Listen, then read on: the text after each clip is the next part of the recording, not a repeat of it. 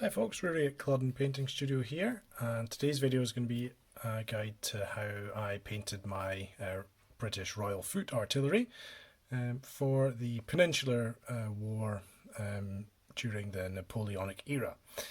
Unlike line infantry, which had a red jacket, artillery had blue jackets. So to start things off, I've got some Vallejo dark Prussian blue. And we're going to paint the jacket, being careful not to get onto any of the cuffs, collars or any of the lace. So with the jacket done in dark Prussian blue, we'll look at the flesh. I've got Army Painter tanned flesh for the base here. I'll apply that to the face and hands. After the flesh, we'll paint the black areas. That includes the shako, the boots, gaiters. I'm going to use Vallejo black grey, so not a completely black paint, as this will allow us to do a little bit of shading with a wash later.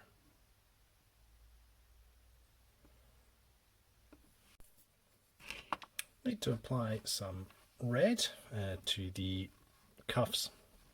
There's also a cord which runs over the top of the cross strap here, that's in red, and the centre of the shoulder boards plus the collar will be in red, as well as these cuffs. Bit fiddly, I have gone down to my size 1 brush. I mean, you could even go down to a 0 if you think you need something a bit smaller. So with the red applied, we're going to now tackle the lace in the centre of the chest. I'm going to use Vallejo extra opaque heavy ochre, as well as the lace. We also have a bit of detail around the edges of the cuffs, shoulder epaulets, and the top of the collar as well, lacing detail on the cuff. I've got a little bit of Vallejo flat brown. I'll do his hair and his sideboards, also the wood of the bucket. Once I've filled in there, I will go back to the black grey to do the metal bands on the bucket.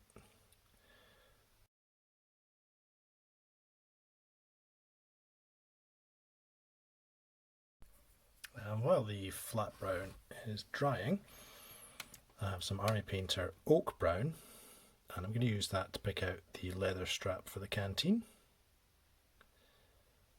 as well as this brass plate that's on the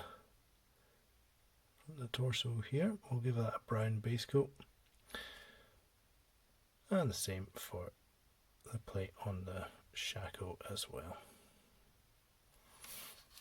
You see on the reverse of the model where our leather strap is coming down and around the base of the canteen. We'll paint the canteen a blue-grey. I have some very old Citadel shadow grey.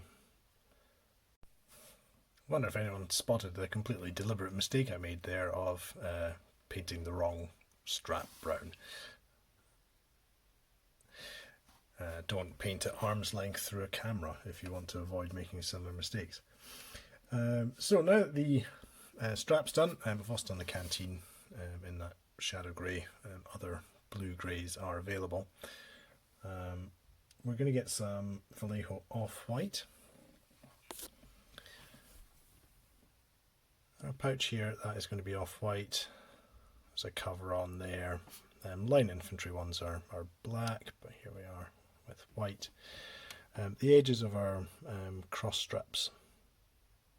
You may notice that I haven't done anything for the haversack or the overalls since priming, and that's because I used Army Painter's skeleton bone spray primer, and that's going to be the colour of those.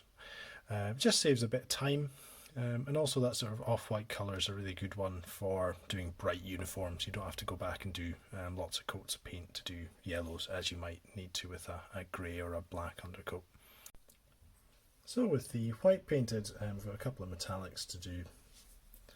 Got some Foundry gunmetal. Our buttons, both down the centre of the lace and also on the cuffs. And Vallejo brass for the shackle plate.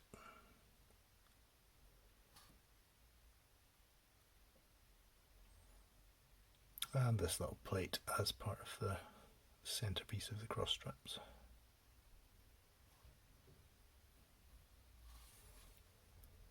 Tip of the bayonet sheath. So that's the base colours applied. Next up is washes.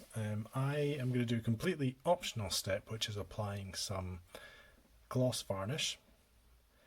And this just means that the washes that we do subsequently will flow a bit easier into the recesses without staining our colours as much, which means less highlighting is needed to get back to the colours we have here. So, washes stage. I have some Army Painter Light Tone in a 2:1 mix with the Quickshade wash mixing medium. I'll apply that to the overalls.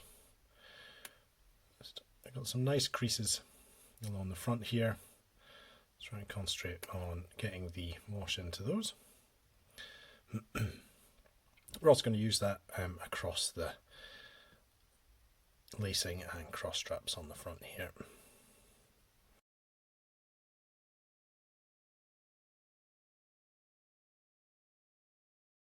Then we'll apply a dark tone from the Army Painter, and that's mixed in a 2:1 ratio with the Quickshade mixing medium.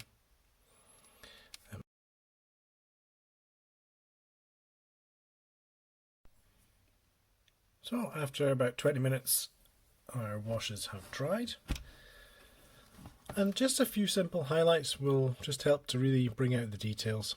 The faces on these models are almost cartoony, large noses and cheekbones to pick out. I've got a bit of Army Painter Barbarian flesh, and just that little highlighting really helps to bring them to life. We'll do a wee bit along the knuckles of the hands as well. I'll do some very fine highlights with some Prussian blue on the jacket.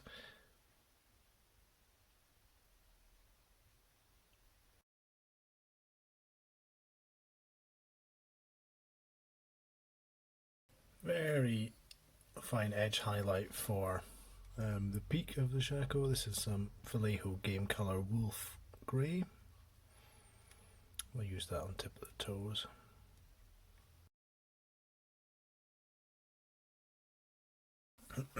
These are nothing more than just little lines in areas to bring out just a tiny wee bit of a highlight to draw the eye in. Going back to the off-white, just the resurfaces of the box here, a little bit on the top of the cross straps.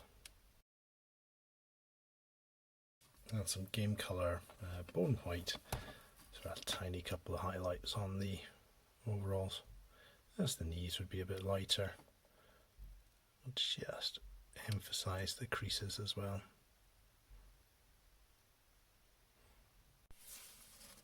Right, here we are, finished model. After applying those little highlights, I gave him a coat of Army Painter Anti-Shine Matte Varnish.